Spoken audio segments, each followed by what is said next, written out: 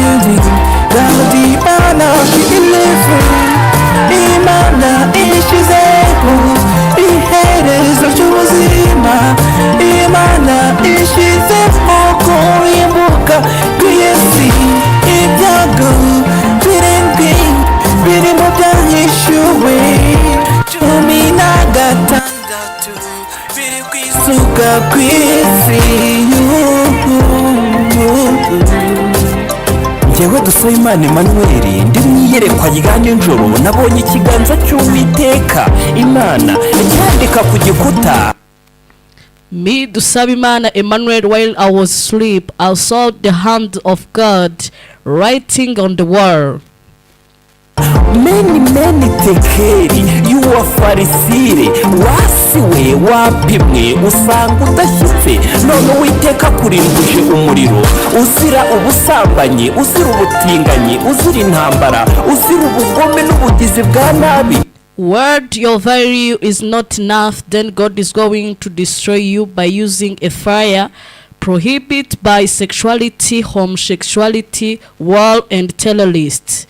Wasiwe Uwiteka arakurimbuye akurimbuje umuriro abatuye isi bazapfa n'isazi. Wasiwe ugiye gukundwa nk'uko bakunja umwambaro kandi abagutuye bazapfa n'isazi. Nimuhunge. People will die like flies. What you are going to be like cloves. Learn, leave America.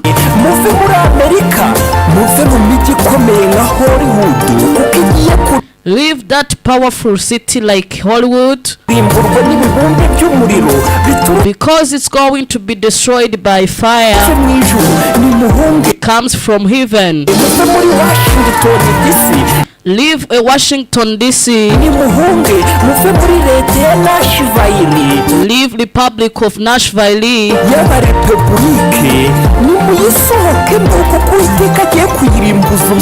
Because God is going to destroy it by using fire. Leave a continent of America and go in Africa. Leave a continent of Asia and live in Africa. Leave the continent of Oceania. Live in Africa.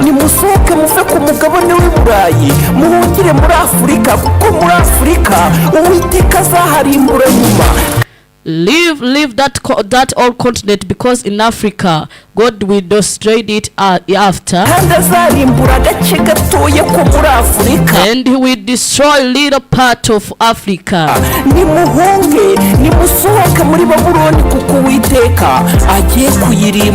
Learn, live and leave Babylon, because God is going to destroy it. In this year of 2027, or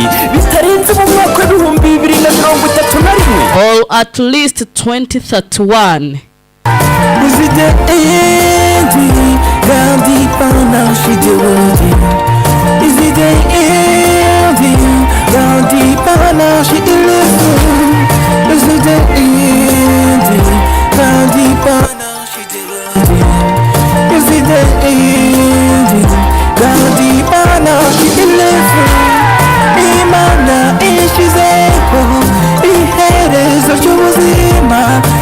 Imana ishize kurimbuka kw'isi ibyago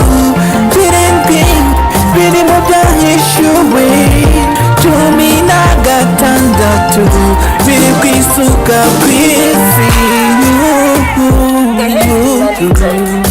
Nk'uko muka Herodiya yongoreye umukobwa we ngo nasabe igihanga cya Yohana umubatiza ku meza, ni nako Papa Francis arimo kongorera Amerika. As Muka Herodiya whispered to her daughter to ask head of John on the table, it's like how Pope is whispering to America. Ngo Amerika ishyireho icyumweru bakiruhuke bagisenge. To put a Sunday week for relax to play for, udasenze ku cyumweru cyangwa ngo aruhuke ku so that who will against it cyumweru azicwa, will be killed, abasenga ku isabato y'umunsi wa karindwi and those who pray on Sabbath of 7 day, bazarwanywa, bazicwa, they will be killed, and against them bazarenganwa. they will be ruined. Ariko tuzaba tugeze ku munsi w'imperuka, But we will be rich on the day of end of the world. azahita agaruka yima ingoma y'imyaka igihumbi. Jesus will come back and get throne of 1000. Iri joro nabonye marayika w'Uwiteka amenera urwabya mu zuba, abantu ku isi bicwa n'izuba, barwara ibibembe, barwara ibisebe birabaye cyane.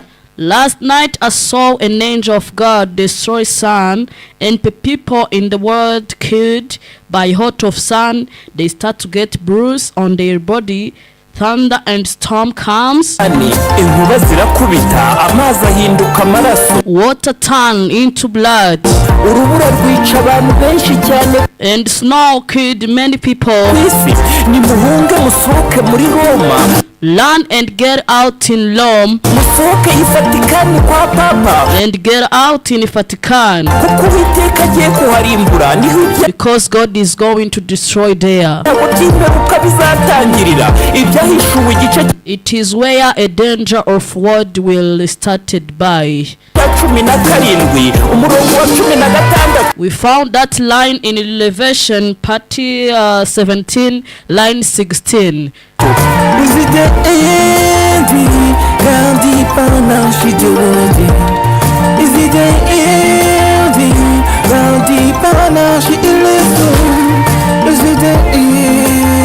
aho wiga amasomo 12 ukabona certificate.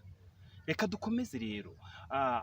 Ishuri ryacu rero ni ubumenyi, kandi iyo umajije kwiga ukabona certificate, ni certificate iri international.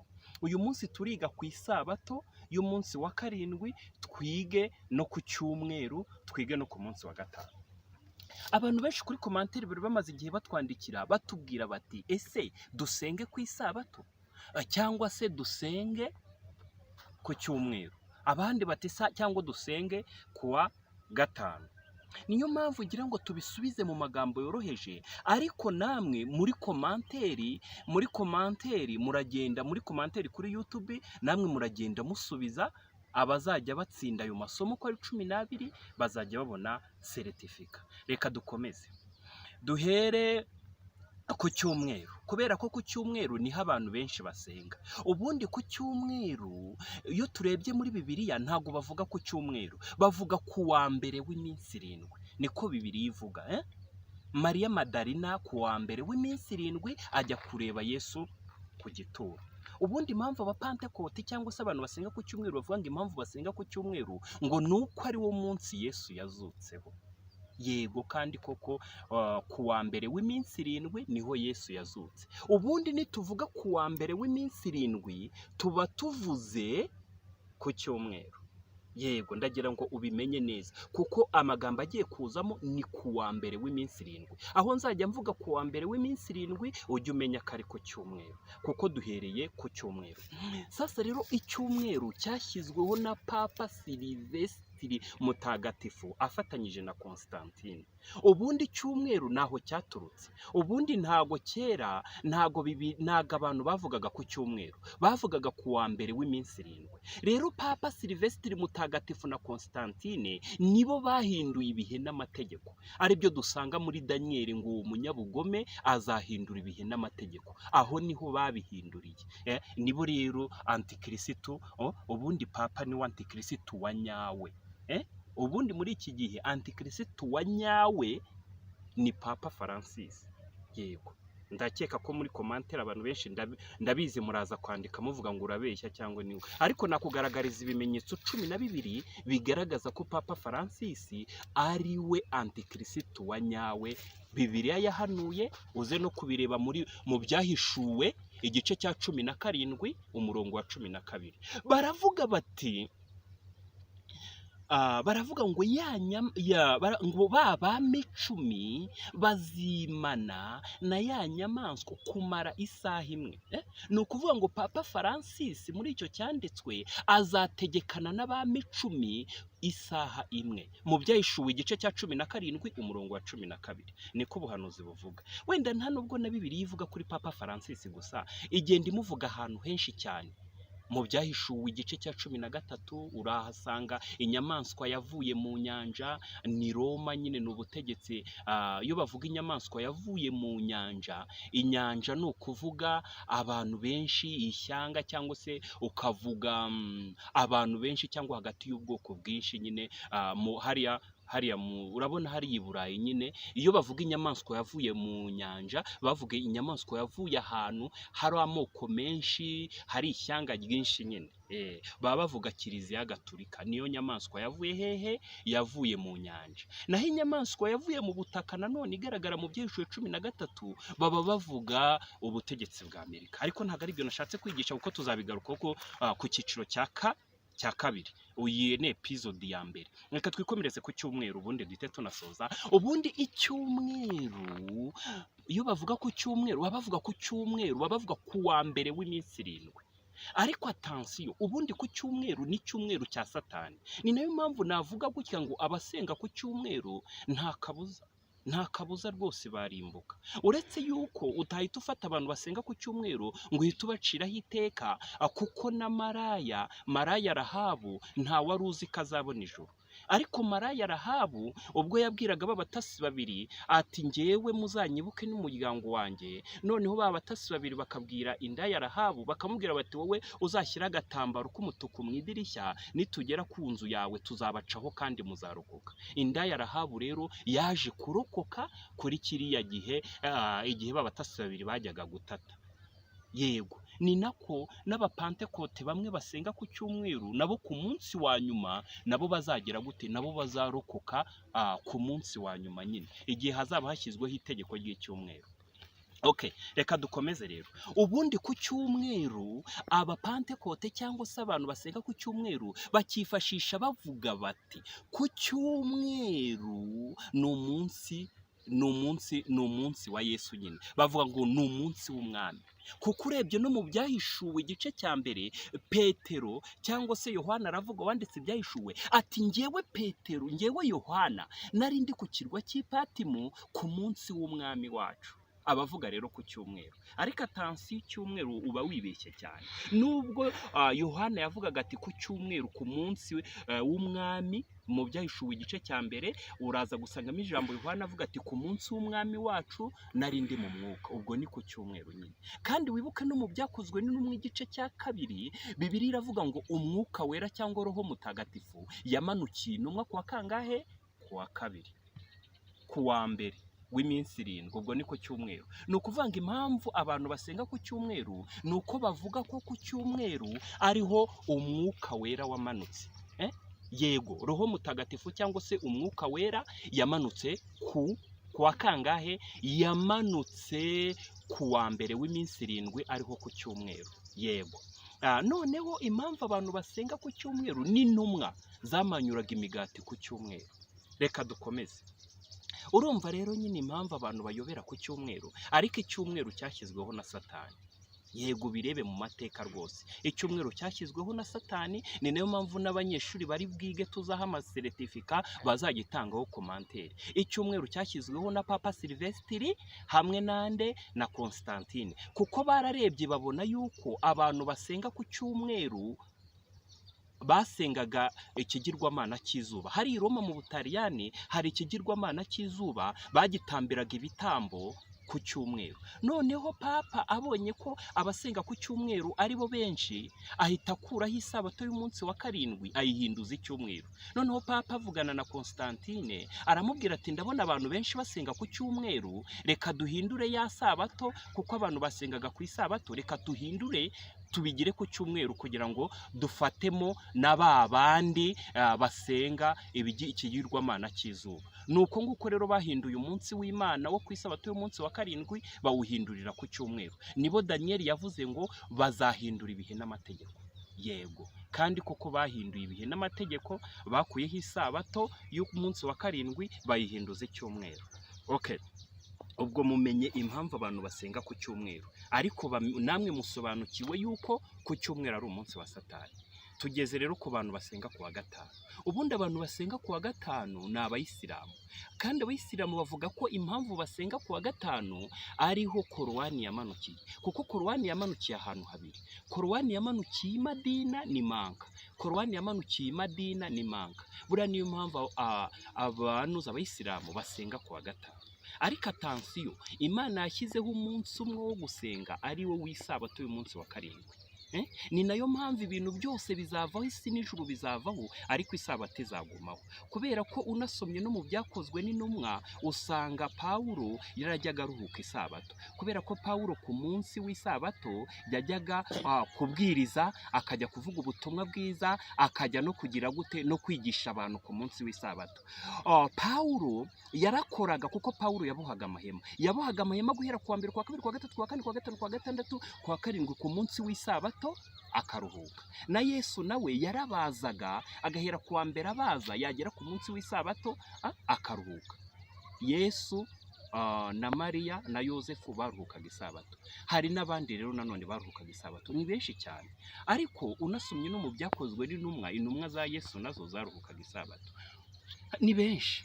Reka turebe n'abandi baruhukaga isabato. Urebye no mu itangiriro ukageza no mu byahishuwe usanga abantu benshi baruhukaga isabato. Na Yesu nk'uko byanditswe ngo nuko ngo ku munsi w'isabato, nuko Yesu yinjira mu isinagogi nk'uko byari bisanzwe ku munsi w'isabato, atangira kubasomera igitabo cy'umuhanuzi Yesaya. Atangiye kubasomera igitabo cy'umuhanuzi Yesaya ababwira ati umwuka w'Uwiteka ari kuri njyewe, batangira gushaka kumusunikira ku mpanga. Icyo gihe yari ku munsi w'isabato, bigaragaza ko na Yesu yagiraga ate, yaruhukaga isabato. Yesu yari umubaji ariko yaruhukaga isabato. Unarebye no muri Yesaya igice cya 66 umurongo wa 23, Bibiliya ivuga yuko no mu ijuru tuzaruhuka isabato, ngo uhereye ku isabato kugeza ku yindi tuzajya tujya imbere y'Imana, turirimbe, duhimbaze, tuvuge tuti haleluya. Ni ukuvuga ngo isabato tuzajya tuyiruhuka hano ku isi, tuzanayiruhuka no mu ijuru. Niko Bibiliya ivuga. Uze kubisoma neza muri Yesaya igice cya 66 umurongo wa 23. Bibiliya iravuga ngo nitugera mu ijuru tuzajya turuhuka isabato mu ijuru. Niko Bibiliya ivuga ngo tuzajya, ngo buri sabato tuzajya tujya imbere y'Imana, turamye, duhimbaza Imana. Yego, ni ukuvuga ngo ibintu byose bizavaho, isi n'ijuru rizavaho, mbese ni ukuvuga iby'isi bizezeshwa umuriro, ariko isabato izagumaho. Isabato tuzajya tuyiruhuka mu isi, no mu ijuru tuyiruhuke, kuko isabato y'Imana yo ntizigera ivaho, kuko tuzakomeza tuyiruhuke no mu ijuru. Niko Bibiliya ivuga muri Yesaya igice cya 66 umurongo wa 23. Bivuze rero ngo ubwo munsi tubonyemo wera kandi w'Imana, umunsi wo gusengaho, ni ku isabato y'umunsi wa karindwi.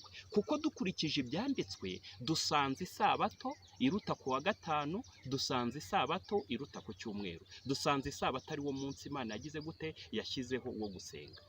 Nimudusubize kuri YouTube, mutange komantere, muvuga ati hano uribeshya, dore bisobanurwa gutya na gutya. Unyandikire n'ibyanditswe kuri komantere za YouTube, ubundi tugenzura ibyo wanditse. Noneho buri ko uzajya wiga icyiciro cya mbere n'icya kabiri kugeza ku cya 13 uzajya ubona seritifika. Sawa, naho ubutaha